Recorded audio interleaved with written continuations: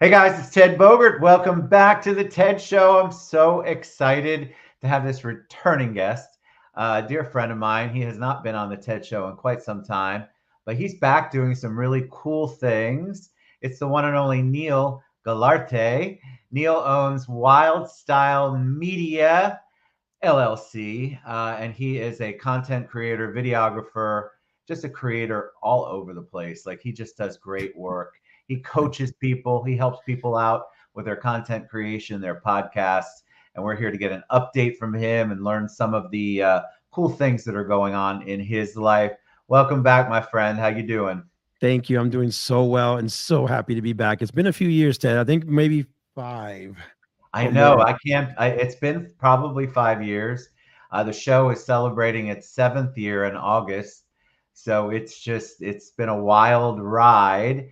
And we have a mutual friend that sort of brought us together, Miss Gert Yes. Garman. I do miss her.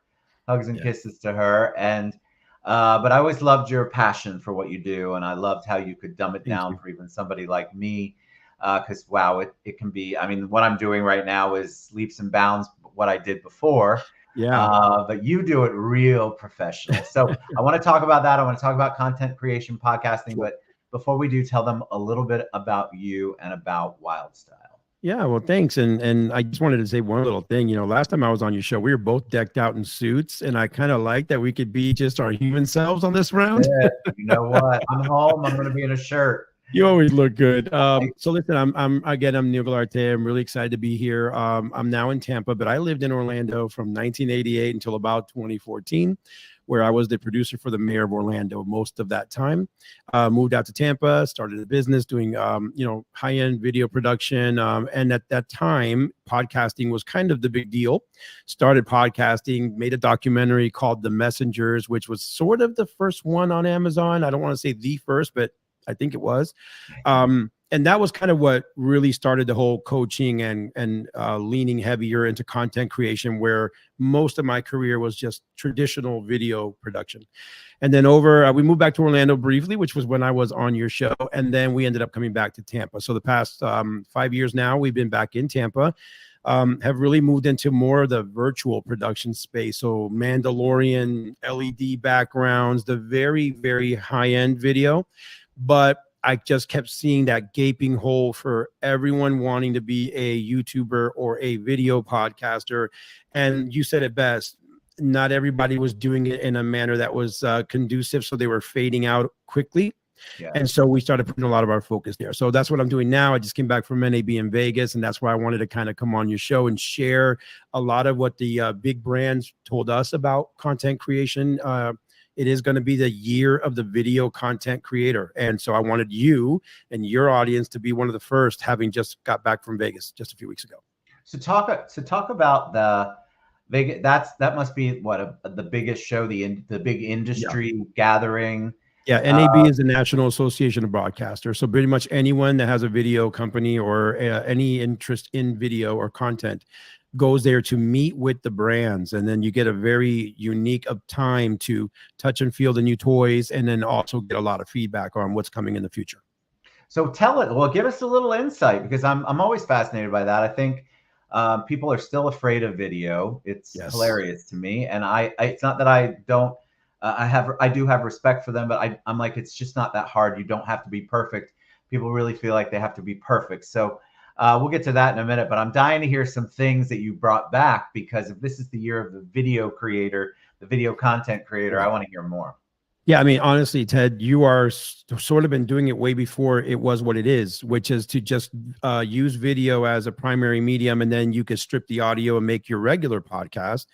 A few years ago, when I was coaching podcasters only, I could not convince anyone to do video podcasting. As a matter of fact, going on your show, you were one of the first ones to really do it. And so now it's the complete and utter opposite. People are literally reopening studios that have closed just to have pre-made sets, so that video creators can go in there, sit in a very nice lounge vibe, do a podcast, but with cameras now, live switching. And so the industry saw that. And then now the brands that were at once kind of ignoring us, major brands like Sennheiser, Canon, Blackmagic, are now going to start making prosumer or consumer grade toys, you could say, new cameras, new microphones, custom built for the Ted Bogerts of the world that are using video and then also stripping the audio. So that's kind of what the future, why they say it's the year of the video creator. And then I want to say one more thing, which is that there's a new echelon that's we're starting to see. Before I could never get anyone to spend, right? It's expensive. I'm not making any money. I'm not sponsored.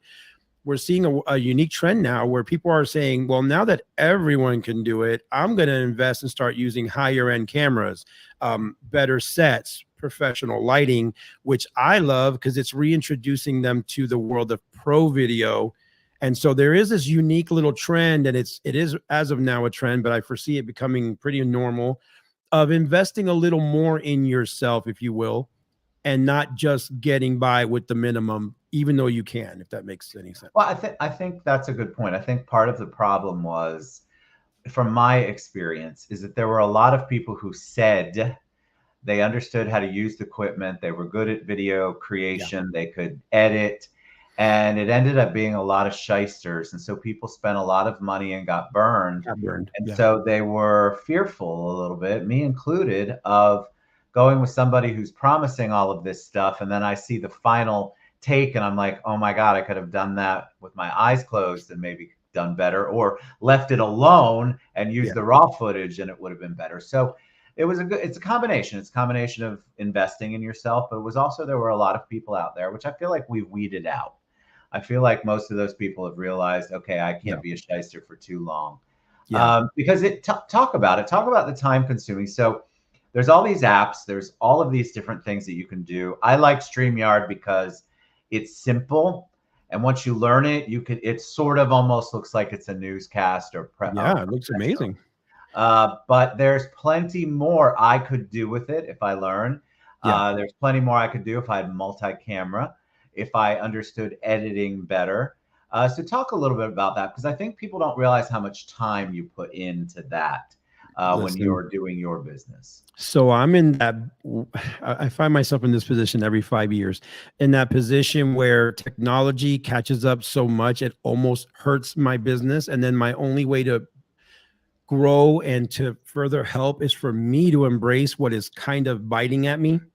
So now we have to become the specialists in providing because what you said is true. They invest more money. They don't have the time to do the learning curve because they should be selling houses or whatever their art is. And then that's all we do is edit all day. So it does become I could do it myself, because apps today will allow you to podcast by yourself, record by yourself, and even Opus Clip will rough cut your social for you. But the reality is that it's no different than having a real estate agent that's been around for 30 years sell you a home than the one that's been around for 6 months. So there's a level of understanding of media, regardless of how easy they make it. I tell people they made it easier for you to do it, but it doesn't mean you should still only do it. It empowers people like yourself that have enough vision, a bit of investment, that you get off and running. And now your show is legit. It's been out for years. So your next step would be multicam, right? Make it look like a TV show. You are literally who they talked about at NAB. But I would say that as far as our business, it's now become our job to now coach more, because they still want to do it on their own. So if that's the case, I'm going to guide you to do it well, so that when you do decide to hand it back to me, which they almost always do, or to someone else that does the service, it's a high quality piece of media you're giving me back versus, oh my God, how am I going to fix this? This is horrible. And it cost them triple. So teaching people has helped out a lot to give me better media back when they do decide to have a professional do it. I mean, there's people like you who understand that. Since you were last on the show, I've begun going on I'm a guest on podcasts now, right? So it's fascinating to me, because sometimes just this is better than the finished product that I see these people. And it's because they bought all the pretty equipment and they know how to use it just a little bit. But I was on a podcast within the last year, and I saw the final cut, and all I could think about was, all you can see is my crotch. You can't make this up. And I thought, all of that equipment, dual camera, I mean, the lighting was spot on. And I Yeah. swear to God, the only thing you can see, or it's me because it's me, but I'm like, that's my crotch. Like where is the back and forth with the faces? And I mean, it would eventually pan up, but it just felt like it was somebody who had bought all the right toys, but didn't spend the time learning it and Yeah. did what they could. And at the end of the day, I would have rather been on StreamYard with the person, not spend Yeah. any money, and I would have been I think a better guest and be a Yeah. better interview, because it could be a great interview too. And you and I both know the editing can screw it up. Oh yeah, they could do the Um, reverse. Yeah, and you were on it like the can, Crotch Rocket podcast, probably me. oh man, I literally saw that and I thought, am I going to share that? Like, um, But but you're right. Listen, it's not my place to tell people, hey, everyone should hire a team and everyone should have camera operators. Of course, listen, I'm like you guys. I want to make my podcast and I don't want 5 people staring at me. There is a certain amount. StreamYard is amazing at this, right? Like making it so we can just you and I do this and your viewers get an amazing show. Okay. What I'm talking about is that there's now you and I talked 5-6 years ago, there were maybe 70,000 podcasts on iTunes. Today there's over 1 million, meaning you are now in a sea of overwhelm. And what's going to make you stand out at this point now is only production quality, because everyone can do it. So what I saw in Las Vegas at NAB was the major brands starting to say, well, YouTubers made a lot of money, but that trend is going to pass because YouTube keeps changing the algorithm. Okay. But you know who continues to make money are video podcasters, because every star now has one. And so what's happening is now everyone's going, well, I can't just do the one camera. I need to show my multiple guests, or like you said earlier, a 2-shot of Niel and Ted and the individual shots, but just to keep it interesting. And when you start to get to that level, can you still do it alone? Absolutely, yes. My friend at the Vegas Content Studio, he does it all day. But he also spends hundreds of hours learning the art and craft of video. And I guess that's my biggest point. Biggest takeaway of this whole visit with you today is there is a time always to call a pro. When you're painting your house, can you do it yourself? Yes. Should you hire the pro sometimes? Yes. Mechanics, can you fix it yourself? Yes. But can you sometimes go to a professional? So that's where I hope to be in people's mind, is when I'm ready to finally go another level. That doesn't mean I got to pay amazing, exorbitant pricing, but can someone like Niel and Wildstyle Media guide me, even if I'm not hiring them directly, to just do it right? Like you said, set me up, maybe teach me. And then, of course, if when you're ready and you're sponsored or you're doing well, or you just decide to spend the money, we're happy to send a crew and take you to a whole other level. Because like there's also a point where sponsors look, and if you don't reach a certain level, they don't even start looking to sponsor you. That's correct. They're actually waiting for you to reach a certain echelon, because they don't want to pay for all that. They want you to do it. Correct. And then they'll pay you. Let me ask you. So one of the things that I've coached people on, not what you do, but if people talk to me about social media, about video content, is somebody will say, I want to do a podcast. And I think, okay, this should be interesting because your personality doesn't strike me as podcasty, because carrying on a conversation is difficult for them. But I'm like, all right, well, tell me what your ideas are. So have you ever had where somebody comes to you with an idea or a thing and you go, I don't see the long term on this? Like, a podcast isn't one episode. I mean, that's a video. A podcast is a commitment. One thing Gert taught me from the beginning: when you say you're going to do it, you got to do it. You got to do it regularly. You got to be consistent. And she was right. And I think a lot of these people think they have an idea, and maybe they do, maybe 2 episodes, but then what are you going to do? You hit it. So have you ever told people this isn't working? Every day. I believe if I'm a really good coach, I help them find the right platform, and you couldn't have said it any better. And this is because you do have the experience. I tell people, are you a content creator or a wannabe podcaster? Because if you're just making content, make your 2 videos, put them on YouTube, market them like crazy, and get out until you have another good idea. If you're a podcaster, it means you would talk about this thing for free for 5 years, even if I didn't have a show. And if you're a video podcaster, you're just a podcaster that's really serious, and you want to back up your visuals as good as you do the rest. So you couldn't have said it any better. And I do tell a lot of people, the idea you have, you should just be a guest on another podcast that is going to be very consistent. And grow. And what we do is we try to help them grow the idea into the consistent episodic idea. And many times it's not, Ted. Many times it just needs to be a special series, a 3-part series. I mean, we work with a lot of realtors. I'll be honest with you. Realtors tend to be the first ones that want to do a lot because they want to stand out in a sea of real estate agents. But really, the ones that are most successful have done very specific series. Welcome to my 4-part series on, 3-part series on. And then if you build enough mileage there, then you could say, let me do the Ted Berger, real estate podcast. Right. So the reason you lasted, why? Because you talk to people about everything, business, mindset, coaching. And because you do all of that, you can relate to everyone. You're just going to keep on rolling because you're moving with the times.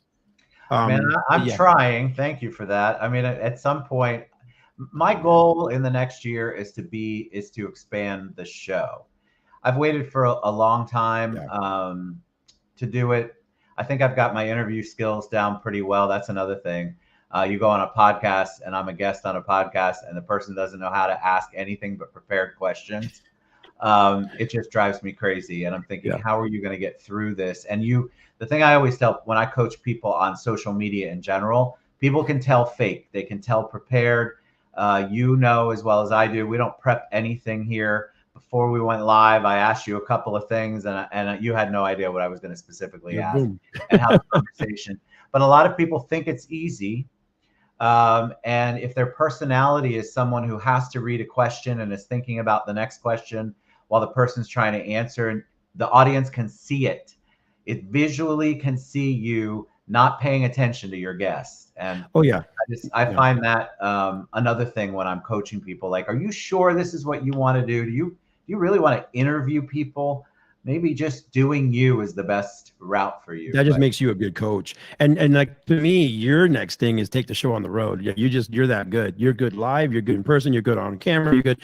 I think what I would love to see as your friend that's been watching you forever and ever is, let's take this show on the road, right? Ted in Vegas or at these major events in your industry where I think you would be the industry leader and they would get off stage and go right to your podcast table because you're the hot one to get, right? Either that or, as you said earlier, right, maybe add a second camera and a little switcher here and there. But the good thing about your show, and I'm saying this to you, but also hopefully you're anyone out there that does a show similar to Ted's, is that you've kept it simple and it works every time. So you just turn on the stuff and you have a successful podcast. And a sponsor would more rather have that, Ted, than all the advanced in the world. And you're struggling and having technical issues. Oh, the camera's not switching. Oh, I'm sorry, the mic just went out. It's too loud. So you are the prime example of keep it simple, stupid, until it's time to grow it with a sponsor or someone wants to invest. And when I say you've been doing this a while, but you're not an overnight success. When you make it, it'll be these 8-9 years that are paying off finally. You know what I mean? Thank you very much. I appreciate it. Well, if I had $1 million, you'd get the first 500K. Thank you. I appreciate that. It's funny when you're doing your passion, which you do too. I mean, that you love helping people. You are talented at what you do, but you also love seeing them succeed. Yes. When you're doing that, you focus on that. Like, I know I should be focusing on the other stuff. And what you said is 1000% true. I'm finally getting to the point where I'm like, I need to listen to that more often because I'm good at telling you need to take the leap. And then me, that's every coach. do it. But I appreciate those kind words because the show has progressed. It's time for its next iteration, which I have ideas about, which I'll talk to you about off camera. But I feel like you coming on today is definitely a meant to be scenario. But you're also an industry leader in your defense, right? So you're an industry leader. If you follow him, he's always in groups, leading groups, doing real estate, doing finance. So it'd be different if this is all you did and you weren't growing. You're growing it year by year while not slowing down on your industry responsibilities. You're also a family man. So that's why I say you're leaps and bounds ahead of most people that even have the resources, but they're not. It's just because it's popular to do right now. You've gone to longevity through COVID and back. Yeah. So your consistency will be your payoff. Like, really, and I'm not just saying that to compliment you because I'm on your show, because we're friends outside of the show. Right.